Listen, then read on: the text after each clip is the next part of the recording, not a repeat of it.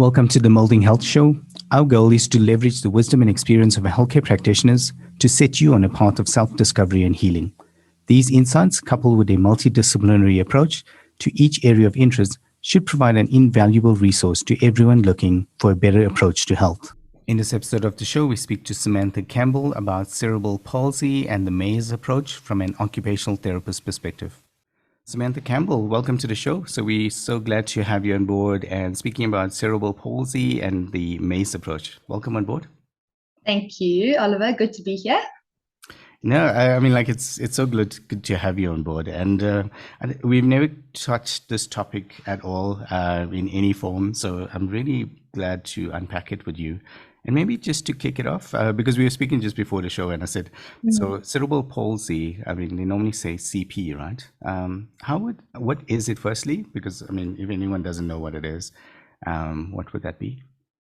Yeah, so the word cerebral palsy, cerebral means brain and palsy means loss or impairment. So when we talk about cerebral palsy, we're basically speaking about a collection, I guess, of conditions that result from injury to the brain.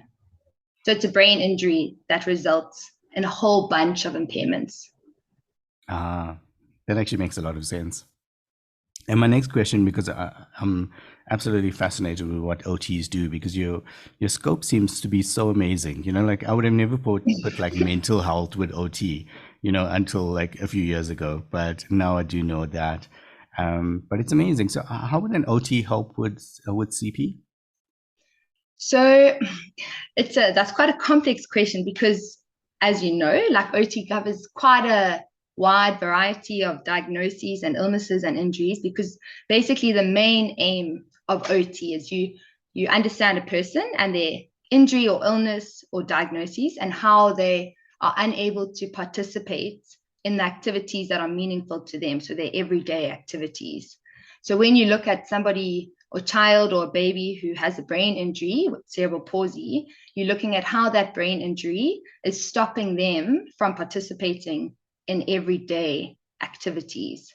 So it's complex in the way that if I had to answer this question 5 years ago, I would have had quite a short-term approach to how I would treat a child with cerebral palsy as an occupational therapist. I would look at how to get them participating into daily activities, into how do they dress, how do they eat, how do they walk, how do they communicate. Now, like being an OT for a longer period of time and working with children with cerebral palsy for about 6 years now, my approach is slightly different, and I more approach it, and I know that we'll get to this, but my approach comes from a MAES perspective. So I'm more looking at the long-term neurodevelopment of the kiddie and treating them from that perspective, as opposed to the short-term functional participation, if that makes sense. Yeah, so I suppose you got our curiosity going with the MAES approach, and so we have to kind of touch onto that now to make it, you know, for it to make sense. But I like what you're saying in terms of, you know, one is much more long-term and the other one seems more, you know, remedial and short-term. So yeah, I love that. But tell us, what is MAES? So MAES is basically an approach or a framework that looks at the long-term neurodevelopment of babies or children with neurodevelopmental problems. So it understands a child from a brain perspective, basically analyzing their movement, their behavior, how they are doing things. So you analyze that and you're basically understanding where is there like a lack of skill or a lack of quality. And when you see a lack of quality, you understand that that child or that baby has specific brain skills that are missing based on the area that's damaged, so in the brain where there's a lesion. And then your therapy basically targets trying to provide them with opportunities to learn brain skills that will take them further long term. So that's the MAES approach in a nutshell. But it's a lot more complicated and complex than that. I must say that I'm still a novice in this area. Like I did my MAES training 4 years ago, and I've been practicing for the last 4 years, but it's a completely different way of thinking to what I was exposed to at university and different courses that I have learned along the way. And it really has taken time to adjust my thinking. But it basically, just to explain a bit more about MAES, it started from a man, his name is Jean-Pierre MAES, and he is working in the UK at the moment. He was a Bobath tutor. And how the sort of MAES approach developed is that he was analyzing his children, analyzing his therapy, taking videos, analyzing what he was seeing, and basically starting to understand it from a different sort of perspective to what he had been learning. And he was adjusting his therapy in how he was analyzing it. And when people were asking him what he was doing, he was still teaching from a Bobath tutor perspective. And there was sort of a mismatch between what he was teaching and what therapists or colleagues were seeing in the actual therapy. And they were saying like, hey, Jean-Pierre, like this isn't really matching up. What is happening here? And then he started also understanding that. And from there, the MAES teaching started. So yeah, that's basically MAES in a nutshell. Okay. Yeah. And the other term you use, but this is the amazing thing is like the lingo is so different, with practitioners. Is the Bobath tutor, is that another approach to it? Yes, so it's NDT Bobath.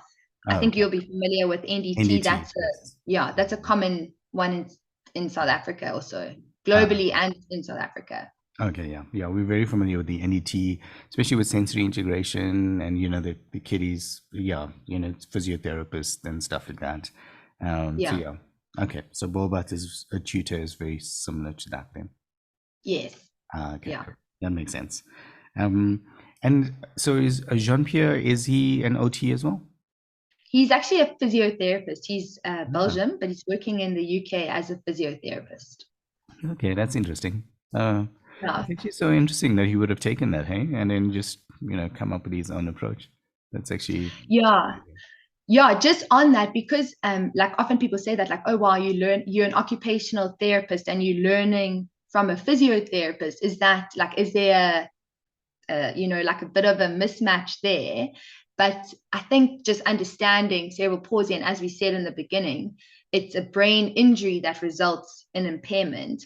And if we're looking at it from a brain approach, because the problem is the brain, I think that we could sort of agree to a level that if you're a physiotherapist or an OT or a speech therapist, and you're analyzing it from a brain perspective, your therapy should actually look quite similar, because it's not like you are looking at the muscles or you're looking at just the function, you're looking at the brain.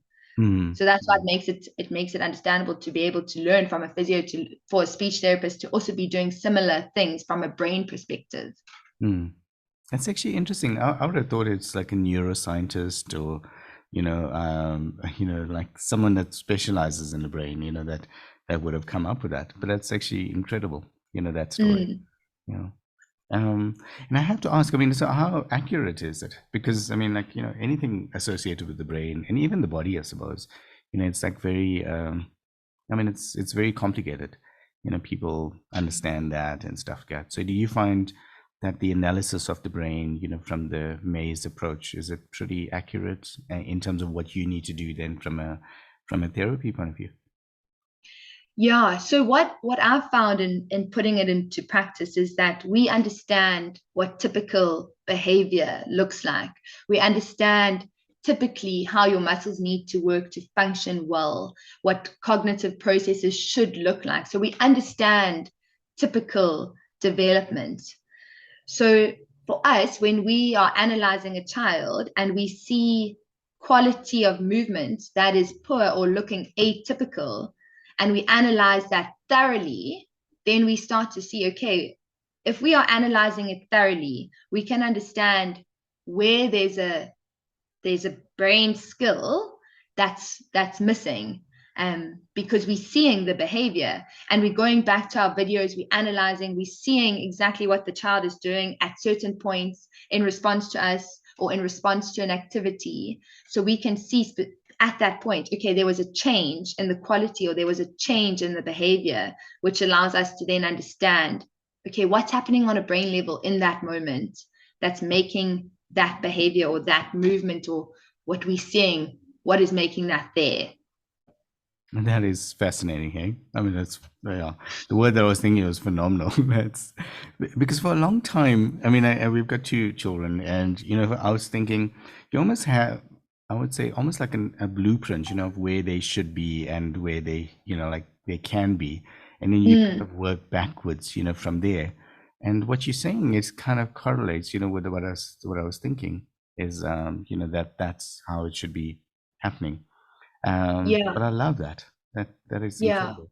Hey everyone, thanks for listening. As always, stay tuned and we'll speak to you in the next episode.